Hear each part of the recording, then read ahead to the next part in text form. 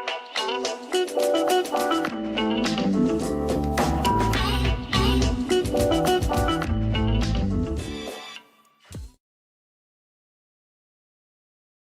everybody, this is Tracy here with another edition of A View from Tracy's Point, and we are here to talk about the Kirk Franklin story that is a trending topic at the moment. And it appears that Kirk Franklin's son, Carry-On, has come out with a video recording where him and his father were engaged in a heated argument, and he chose to share the portion where his father is cursing him the hell out, okay? And so for those of you who don't know who Kirk Franklin is, he is a Grammy award-winning gospel artist. Kirk can't sing a lick, okay? But he can find some people that can sing and make some chart-topping gospel music. And so on his IG page, his son posted a clip where his father is enraged. He is cursing. And at one point, he tells his son that he will break his neck.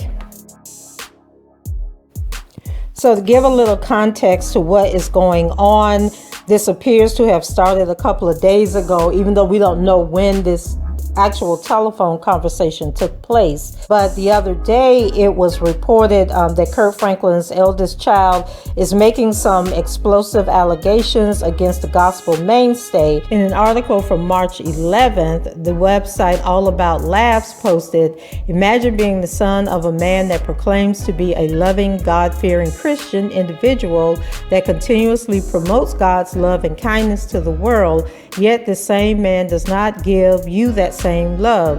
Gospel legend Kirk Franklin has been respected over the years by many, but his estranged son is stating that all is not what it seems to be. There was a time that Kirk Franklin and his firstborn son, Carry-On, seemingly shared a bond like no other. The Grammy Award-winning artist even featured his son on the outro to his 2005 album Hero, where Carry-On is heard giving a spoken word piece. It would appear that things have definitely changed for the worse between the father-son duo. According to a recent Instagram post that is reaching viral status, the gospel singer has cut Carry-On off from his family to the point that he is unable to have keepsakes from his childhood. Carry-On Franklin's Instagram post reads, "I'm not allowed to have any childhood pictures of myself or my family.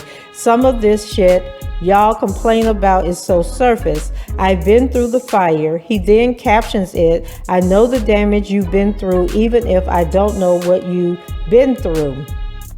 And so supporters quickly flooded the comment section in shock that the consistent promoter of both God's love and love in general would allegedly treat his son this way.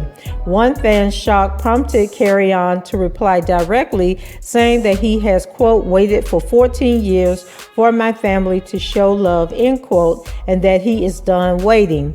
The same fan shared that she grew up on his father's music, and it is her hope that the gospel legend is not involved in keeping Carry-On from the fold. Carry-On responds saying, quote, "He the source, y'all so delusional.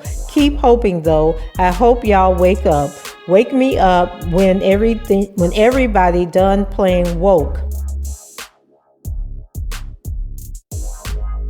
And so it is a sad turn of events after Kirk Franklin shared in 2018 that he had reconnected with his dying biological father, with whom he had no prior relationship. Franklin, who was given up for adoption as a toddler, shared that the experience led him to resent his parents.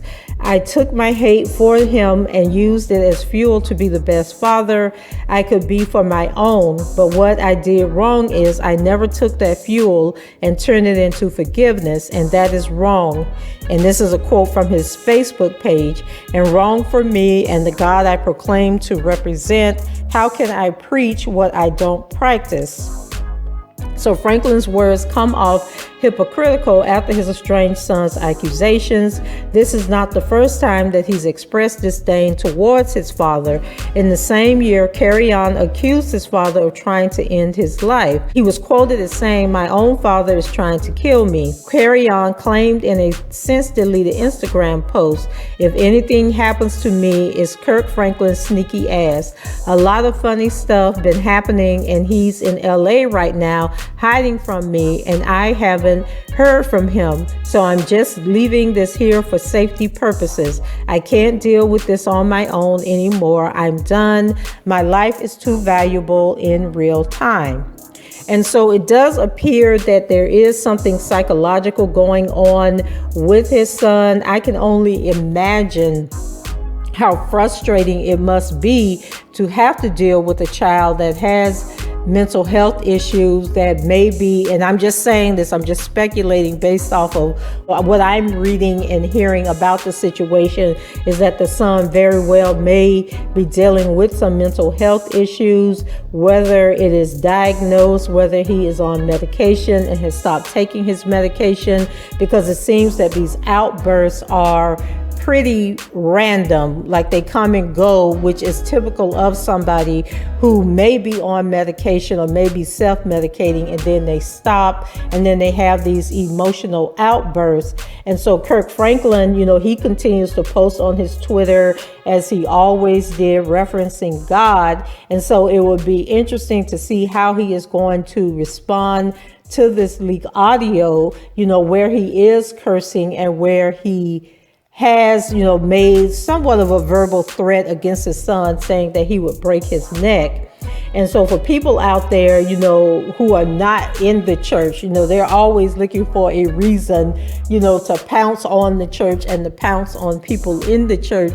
And I would just let this be a reminder to you that people in the church are human beings. They have feelings, they have emotions, they have situations going on in their lives that are not so perfect, and the human in them does surface, does come out, and they can respond just like the next person.